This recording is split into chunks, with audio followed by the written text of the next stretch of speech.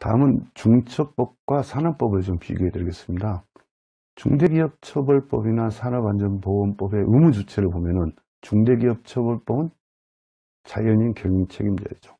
제가 모두에 설명을 했습니다만 오늘 이 강의를 들으신 분들이 경영책임자에 해당될지 아닐지는 저도 정확히 요즘에 말하는 CSO가 참석했을 수도 있고 관리감독자가 참석했을 수도 있겠습니다만은 아무튼 경영책임자다. 근데 산업안전법은 누구겠습니까? 의무주체가 사업주로 되어 있죠. 그러나 행위자인 누구죠? 안전보건관리 책임자인 현장소장을 주로 처벌을 했어요. 따라서 지금까지 어떤 산업재해가 났을 때는 사업주를 위하여 행위를 하는 안전보건관리 책임자 현장소장만이 처벌을 받았고 대표이사나 경영책임자는 처벌을 안 받았죠. 그러나 중대기업처벌법이 이제 시행되고 있죠. 이제 중대기업처벌법에 해당되는 재해가 발생됐을 때는 이 경영책임자도 책임을 묻겠다는 겁니다. 특히 보호 대상을 보시면 범위가 넓어졌습니다. 종사자, 근로자, 당연히 근로자는 사용종속인 근로자, 지금 산업안전법에서 사용종속과에 있는 근로자는 다 포함했죠. 노무제공자, 위탁, 용역, 이러한 노무제공자까지 포함됐습니다. 수급인, 협력업체 소장, 사업주. 그동안 산업안전보건에는 이러한 수급인이 어떤 재해를 당했을 때는 내사정결했습니다. 그러나 이제는 중대기업처벌법상에는 수급인이 재해를 당했을 때 이 의무주체에다가 책임을 묻을 수밖에 없다는 것이죠. 따라서 중대기업처벌법에서는 이 종사자의 개념, 다시 한번 여러분 CEO 분들의 관리하고 있는 현장에 출입하는 대부분의 노무 제공을 위하여 출입하는 모든 근로자들이 종사자로 포함되면은 그 사람들의 안전보건관리를 즉 보호 대상으로 관리를 해서 관리를 해줘야 한다는 얘기가 되겠습니다. 그 다음에 적용보험입니다. 5인 미만 사업 또는 사업장은 적용 제외하고 있죠. 5인 미만. 다만 50 미만 사업, 50억 미만 공사는 24년 1월 27일 시행된다. 여기에서 아니래요. 50억 미만 공사라고 할지라도 설계 변경을 통해서 50억 이상이 넘어갔다 하면 그 시점에 또 중대기업처벌법 적용이 된다 하는 걸 좀 아셨으면 합니다. 그 다음에 재정의죠. 사망 일명은 마찬가지 똑같습니다만은 산업안전보건법이나 근데 이제 두 번째 동일한 사고로 6개월 이상 치료가 필요한 부상자 임명이 있죠. 여기서 6개월 치료 또 산업안전보건 3개월 이상 요양 부상자 임명이 있죠. 산업안전법 3개월 요양이라는 것은 근로복지공단에서 요양 기간을 결정을 하죠. 아, 3개월 요양이 필요하다. 그렇지만은 이 중대법에서 6개월 이상 치료라는 것은 누가 결정해요? 의사의 진단이 필요한 것입니다. 의사가 발급한 진단서에 따라서 6개월 이상 치료가 필요한 부상자 임명. 근데 동일한 사고로 2명이 발생됐을 때 한 명은 6개월 이상 치료가 됐고 한 명은 4개월이다. 근데 4개월 정도 치료를 하다 보니 도저히 6개월 이상 되고 4개월 때는 중대재해가 아니었는데 4개월 정도 치료하면 될 걸로 판단했던 한 명이 한 3개월 더 치료를 해야 된다. 그럼 7개월이 되죠. 그러면 6개월 이상 치료를 필요한 부상자가 2명이 발생되죠. 그러면 3개월이 더 연장된 의사의 진단서가 발행한 그 날짜가 중대기업처벌법의 수사대상이 될 수 있다라는 것을 좀 아셨으면 합니다.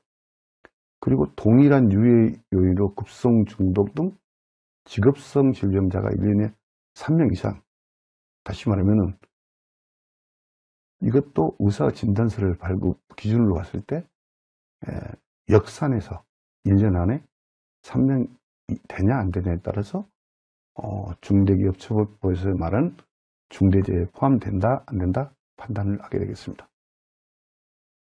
다음은 어떤 중대기업처벌법 산업법 비교 중에서 의무 내용이죠.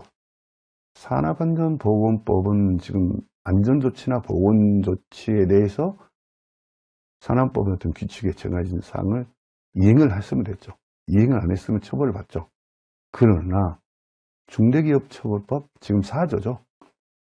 경영책임자 등의 종사자에 대한 안전보건 확보 의무. 뭘 해라는 건 없습니다. 스스로 안전보건관리 체계 구축 이행, 재발 방지 대책의 수립 이행, 또 중앙행정기관 등이 시정 등을 명한 사항 이행 조치, 안전보건 관련 의무 이행에 필요한 관리상 조치. 이걸 해란 얘기죠. 이러한 의무, 책임과 의무를 줬습니다. 그래서 스스로, 기업 스스로 이러한 안전보건 확보 의무를 수행을 해야 한다는 것입니다. 당연히 처벌 수준을 여러분 참 처벌 수준 많이 높다고 하십니다만은 사망할 때는 1년 이상 징역, 15개월 벌금이죠.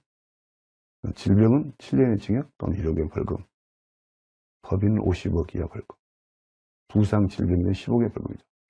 근데 요즘 언론을 통해서도 여러분 다 듣고 계실 걸로 알고 계실 걸로 알고 있습니다만 요즘에 중대산업재해가 발생을 하게 되면은 어떻던가요?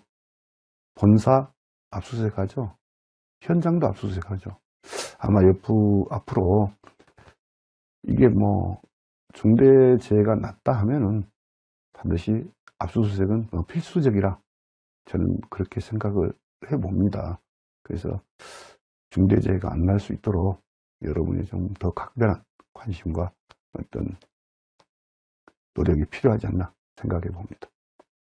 다음은 중대기업 처벌법상의 주요 정의 중에 경영 책임자입니다. 오늘 여러분 참석을 좀 강의를 듣고 계십니다만은 경영 책임자 가장 또 중대기업 처벌법이 시행되면서 뜨거운 감자였죠. 과연 누가 경영 책임자냐 이런 내용 가지고 다양한 의견들이 많이 표출되고 있었고 과연 CSO 또 안전담당 임원을 갖다가 내세우면 되지 않냐 이런 얘기도 있었습니다. 그러나 아직까지는 어떤 대법원 판례도 형성되지 않았지만은 지금 어떤 정부기관에서 발행책자라든지 봤을 때는 이 경영 책임자는 이러한 사람을 경영체로 본다는 것이죠. 자, 사업을 대표하고 사업을 총괄하는 권한과 책임이 있는 사람이 경영 책임자다. 대내적으로는 사업을 총괄하고 대외적으로도 사업을 대표하는 사람, 이 사람은 경영체를 받는다. 예를 들면 기업의 대표이사, 단체의 이사장, 기관장 등이 따라서 좀 형식상 직위, 명칭에 관계없이 실질적으로 사업을 총괄하는 권한과 책임이 있는 사람이다. 근데 형식상으로 그냥 사업을 대표하고 있다? 과연 이 사람이 경영 책임자일까요? 아무튼 지위와 명칭에 관계없이 실질적으로 사업을 총괄하는 권한과 책임이 있는 사람이 경영 책임자라고 볼 수 있습니다. 그 다음에 또는이죠. 또는 사업의 대표자에 준하여 안전보건에 관한 업무를 담당하는 사람, 이게 경영 책임자다. 따라서 사업 전반에 대해서 안전보건 확보에 관한 실질적 최종적 의사결정을 가진 사람, 이분도 경영 책임을 본다는 겁니다. 형식적으로 안전보건 담당 이사 등 안전보건 업무를 담당하더라도 관련 예산, 인력, 조직에 관한 실질적 최종 의사결정권이 있는 사람이다. 이분은 경영체로 본다는 것입니다. 자, 종사자는 제가 좀 설명을 했고요. 사업주는, 여기 사업주는 중처법에서는 개인사업주를 말하는 겁니다. 그 다음에 안전보건에 관한 목표와 경영 방침 설정입니다. 목표와 경영 방침이라는 것은 경영 책임자 등 안전보건에 대한 강력한 의지가 포함되어 있어야 되고요. 또한 지속적으로 문제점을 개선하고 실행하는 방향이 포함된 것이 목표와 경영 방침이다 라고 생각하시면 되겠습니다. 또한 목표와 경영 방침에 대한 설정 방법은 사업 또는 사업장의 특성이라든지 유해 위험 요인이라든지 규모 등을 고려해서 구체적으로 작성을 해라. 또 현실적으로 달성한 목표도 설정을 해라. 또 종사원이 공감을 해야 되겠죠. 다시 말씀드리면 목표와 경영 방침을 설정할 때는 종사원에 대한 의견을 수렴을 거쳐서 작성하는 것이 가장 타당한 방법이 되겠습니다.